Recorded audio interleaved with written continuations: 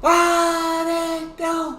Dream Team, it's your boy Neal back with another reaction video, guys. Here we are with 2023 Azerbaijan. I know I probably said that wrong.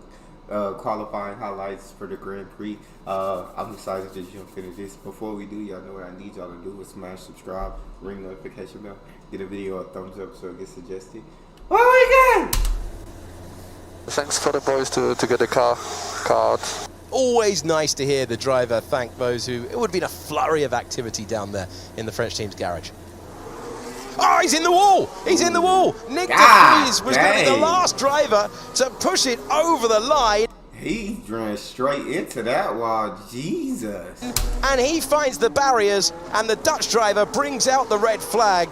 Let's have a look then for Nick. End of a long straight into turn 3. It's a left-hander. And yeah, he's way too quick, but he had to be going down the escape road, go basically straight on. Instead, he was caught between trying to make the corner and diving out, and he just had way too much speed. Brakes late, and then he was never going to make that. Oh my God. George Russell hoping that he can find something. We've already got a yellow flag in Sector 1 once again, and we've got Pierre Gasly trailing down the barriers. And after all of the effort to repair the car, Gasly without the feel, he's found himself into the barriers to bring out another red flag. I'm sorry, I locked the front. Okay, copy that, mate.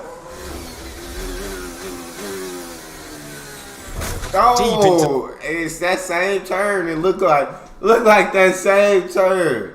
Alright, so that's the sharp turn. That's his tough turn. The corner once again further on than de Vries, but the corner ripped off at the back. And that will be a moment of dejection for a driver that has gone so well around this circuit in the past. I love how why they do that? Why they put the pit crew guy just hands on head blowing his lips like that, bro? It's slow motion. For a driver that has gone so well around this circuit in the past. Okay, Kev, there's something wrong with the car. Slow down and come in. Slow down and box. It feels okay. No, we can't risk it, Kev. We can't risk it. There's only 2 more spots to go out in Q1. They're dropping like flies here. Magnussen is going to come back into the pits, we expect, and will be 18th.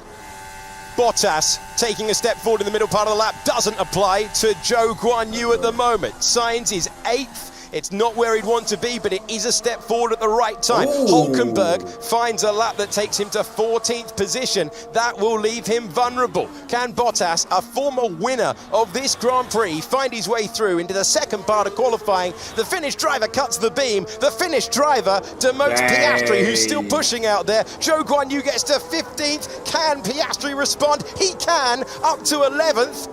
Oh, wow. Tough day for Haas then, and Ocon gets the Alpine down on mileage team, but they've got at least one driver into Q2 just.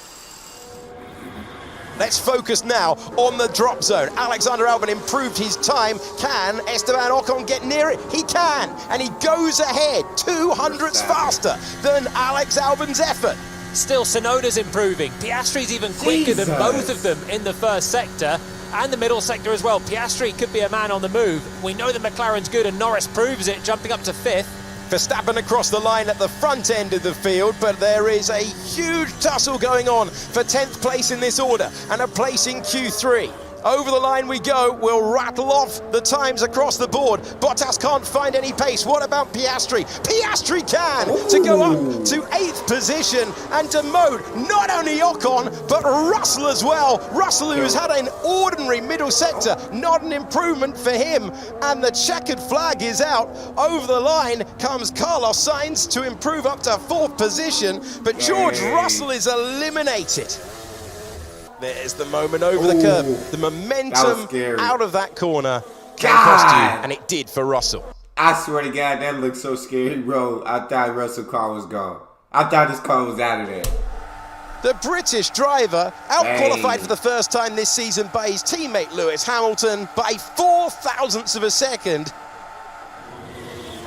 Verstappen chasing pole position, 23 today to go ahead of the great Fernando Alonso. It's Perez who's going to put the benchmark on the board of a 140.5. What can his teammate do by way of response? He'll go ahead by a tenth of a second, but we're waiting for the Scarlet Ferrari. First of all, over the line, it's Carlos Sainz who's half a second away. But what can Charles Leclerc do? Here we go. Chasing a third consecutive pole position at this circuit. Charles Leclerc across the line. Charles Leclerc to the front row.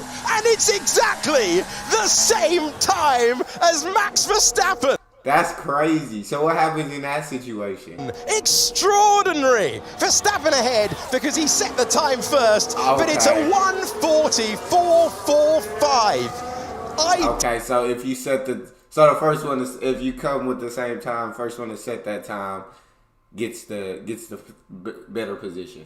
Which understand. Identical times. Amazing. That is crazy. Max Verstappen has never started this Grand Prix from the front row. He's won it. He won it last year. But at the moment, he's got the tiniest possible margin to Charles Leclerc, who's 1/10 of a second up on the benchmark set by Verstappen as Leclerc looks to try and improve and take his 19th career pole on this lap. Perez is quicker in the first sector. The first sector did belong to Leclerc before, but Perez has found even more time, and Verstappen is finding time. Oh my God, that's such a tough turn, bro. That looks like such a tight turn right there. Leclerc before, but Perez has found even more time. Oh, Verstappen is finding time as well, but he's the slowest of the three in the first sector. Cheers as Leclerc comes through turn 12. This is where he can win or lose it through these tight corners. And then you've got the long drag to the line. First we'll get a sector from Charles Leclerc as he comes out of turn 15 here over the crest. See what he's doing in the middle sector, right up to the wall. He's looking quick. This is the driver that's made his worst ever start to a season in Ferrari colours. Just 6 points to his name, but he's in the hunt for pole position here with the fastest middle sector so far. Leclerc has set a benchmark way ahead of what Perez has managed to do in the middle part of the lap. It's on for Charles Leclerc. If he can deliver it all, he comes across the line. The DRS is open. The Monegasque driver looking for another pole position in Baku, and he takes it for the moment. 3 in a row on the board, but can the Bulls take it away? Sainz cuts the beam. He will not improve. Can Perez do anything about it? Verstappen, no personal best in the middle part of the lap. Perez, fastest of anyone in the final sector, but it's only third. And now, can Max Verstappen take it away? He can't! He can't take it away. And Charles Leclerc has 3 poles in a row around Baku City Circuit. Extraordinary stuff. Alonso up to P6. So P1. Charles Leclerc was flying, bro. Those turns, I don't know how these F1 drivers do it, bro. It has to be so scary, bro. Probably not for them, but even just watching them take these sharp turns at such high speed scare me. Come on! Yes! Feels good. What a job. What a job to get ahead of the Red Bulls for the first time. And actually nearly by 0.2 of a second in the end. Fantastic stuff from Leclerc.